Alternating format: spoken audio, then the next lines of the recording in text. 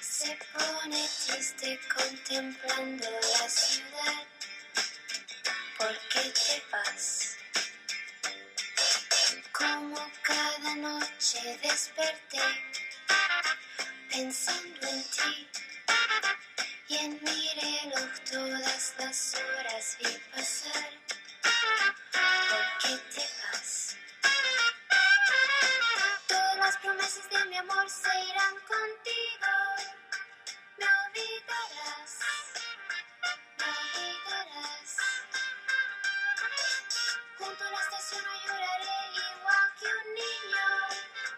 ¿Por qué te vas? ¿Por qué te vas? ¿Por qué te vas? ¿Por qué te vas?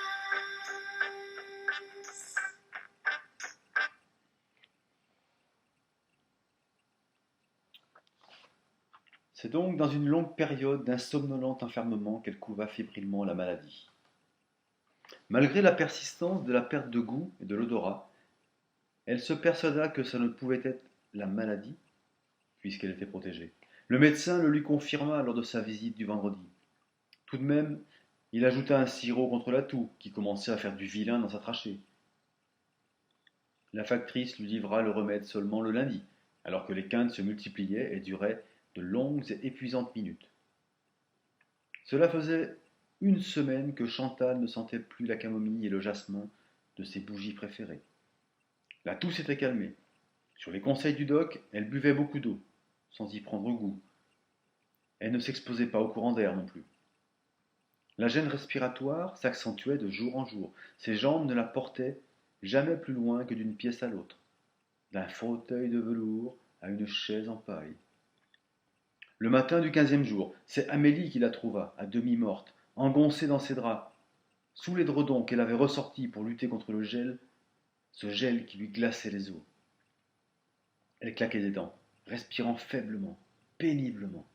Quand le SAMU la prit en charge, c'est-à-dire après le 3e appel de sa petite fille, Chantal était plus pâle que ses draps.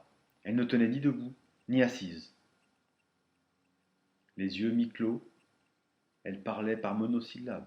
Le pouls était à 45 et l'oxymètre indiquait en continu une saturation à 90%. Elle s'asphyxiait tranquillement derrière les persiennes fermées de sa maison pointue, modèle 1934, son année de naissance.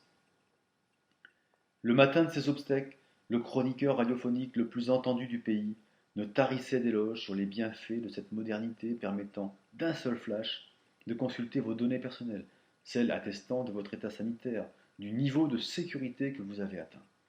Ce perroquet médiatique, comme ses collègues faisant la retape pour les vaccins miracles, déversait convaincu, depuis plus d'un an déjà, des avis autorisés, appuyés sur une science officielle, jamais remise en question. Et gare à tous ceux qui s'avisaient à émettre le moindre doute, la plus prudente hésitation. On les affligeait aussitôt de cette nouvelle étoile jaune du déshonneur, de vilains complotistes. Amélie révoltée, de rage, de colère et d'une force puisée au tréfonds de son intime puissance de vie, enfourcha sa bécane pour s'élancer à la recherche d'un passage, d'une faille, d'un moyen de franchir le mur carcéral du cimetière. Il y avait bien 2 autres portes, l'une à l'ouest et l'autre à l'est, mais elle constata vite qu'une caméra de surveillance les surmontait. Elle se souvint alors avoir aperçu des écrans de contrôle dans la guérite du molosse gardant la porte principale. Quant au mur, haut de plus de 4 mètres, il lui paraissait infranchissable.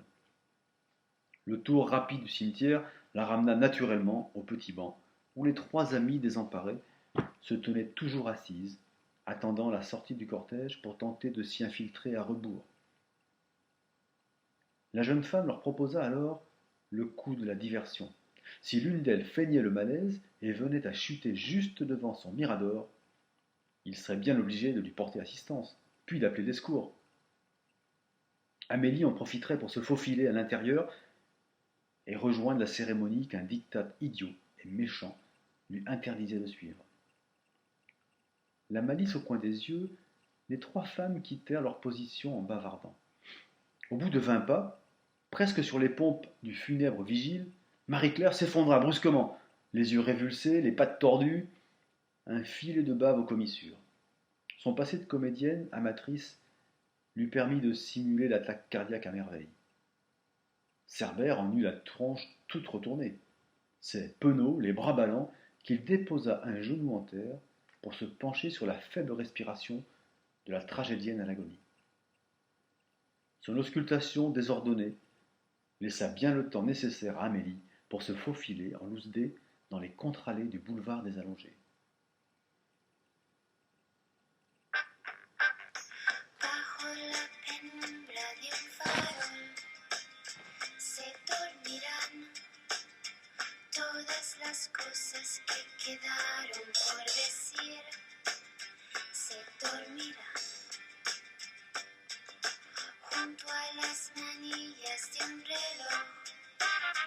Esperarán todas las horas que quedaron por vivir. Esperarán. A bientôt pour l'épisode 4.